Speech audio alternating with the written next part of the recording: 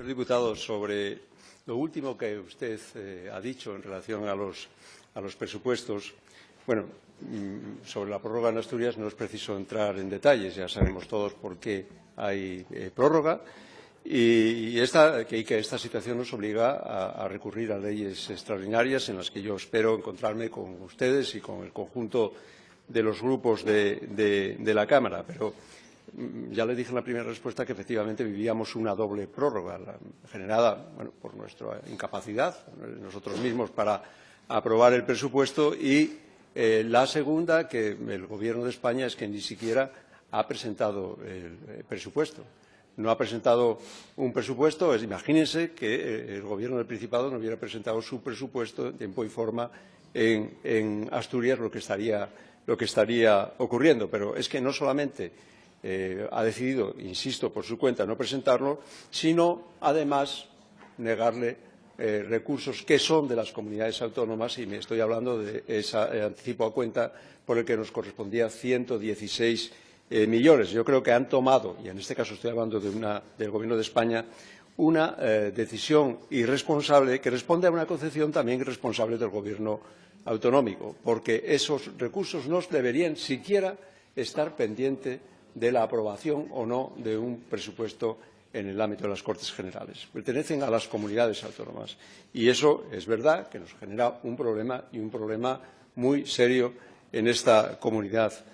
autónoma. Pero usted se ha centrado fundamentalmente en lo que tiene que ver con la financiación autonómica. Y mire, en este asunto hemos hablado de muchas cosas que normalmente se traducen en que determinadas comunidades, y nosotros en particular, queremos que prime pues el envejecimiento o la dispersión o la orografía, en fin, todo este tipo de cosas que son razonables y que, desde luego, tienen que ver muchas veces con criterios políticos, pero también con criterios técnicos a la hora de evaluarlo. Ustedes me han escuchado muchas veces hablar que era necesaria una contabilidad analítica para saber de verdad cuál es el coste de los servicios en cada territorio, de la prestación de cada unidad de servicio. Pero ¿eso a qué responde? Eso responde a una idea que usted entenderá muy bien, que es, oiga, cada comunidad pues contribuye con sus capacidades, en este caso fiscales, y recibe de acuerdo con sus necesidades. Esa es una idea del Estado de las autonomías y es también una idea de España, pero no todo el mundo está planteando eso. Hablamos mucho de esta cuestión relacionada con lo que debe suponer en coeficientes el envejecimiento y ese tipo de cosas, pero hay cuestiones de fondo de las que se está hablando y que corresponde también definir en esta Cámara y con nuestros eventuales socios. Usted dice, habrá otras comunidades que estarán en sintonía con nosotros, sin duda. Pero mire, no es con aquellas otras que no lo están por razones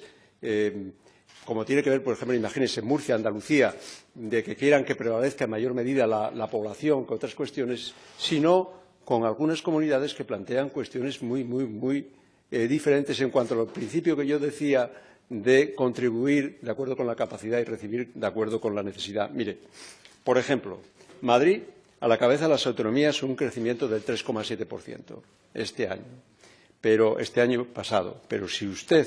lo analiza, se encontrará con que de lo que se habla es de que eso es consecuencia de las políticas fiscales puestas en marcha por la actual presidenta de la Comunidad y por aquellas que las precedieron, de lo que, y aquí lo dice perfectamente, esto ha permitido que la región tenga bonificados prácticamente en su totalidad el impuesto de sucesiones y patrimonio y cuente con una de las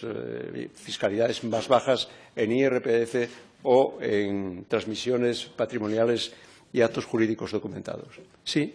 pero eso es algo que habría que considerar. Ahí se está hablando de otra cosa, ahí no se está hablando de coeficientes, ahí se está diciendo que una determinada comunidad va a aprovechar su potencia fiscal para hacer la competencia fiscal a otras. Y además no se trata de una comunidad cualquiera, sino de una que aprovecha las ventajas inherentes a su condición de capital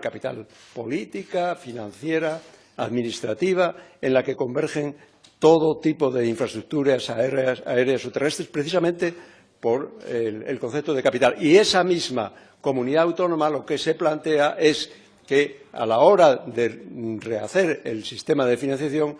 hay que construir sobre otras bases, en virtud de la cual sí Madrid es la comunidad con más potencia fiscal, es también aquella en que su órgano de gobierno, es decir, el Gobierno de Madrid, tenga más recursos por habitante después de nivelación. Y eso es algo absolutamente radical en cuanto al cambio que supone del sistema de financiación. Y hablamos de Madrid con esas ventajas, pero si usted va a otras comunidades, como pueda ser Baleares o Cataluña, ya al margen de los planteamientos últimos, se encontrará que allí ocurre algo similar, no para hacer, digamos, la competencia fiscal, sino por otras razones, sino porque entienden que se debe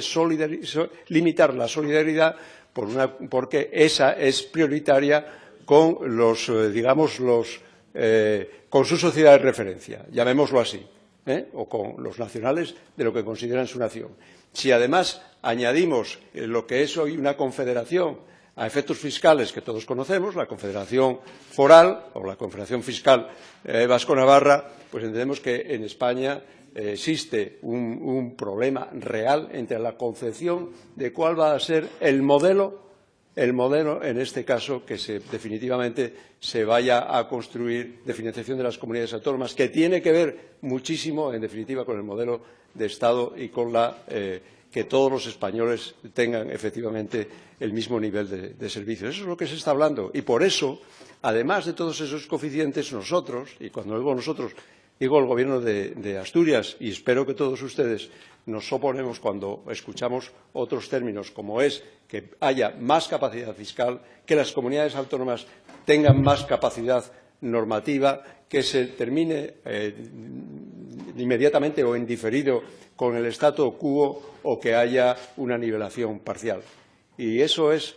sobre lo que debemos de ponernos de acuerdo si es que todos estamos en sintonía en esa posición y tener claro que debemos de resolverlo nosotros, entre nosotros aquí, nosotros con otras comunidades que tengan también esa idea, incluso esa idea de España, y que no nos den un plato precocinado en el Congreso de los Diputados. Nada más y muchas gracias.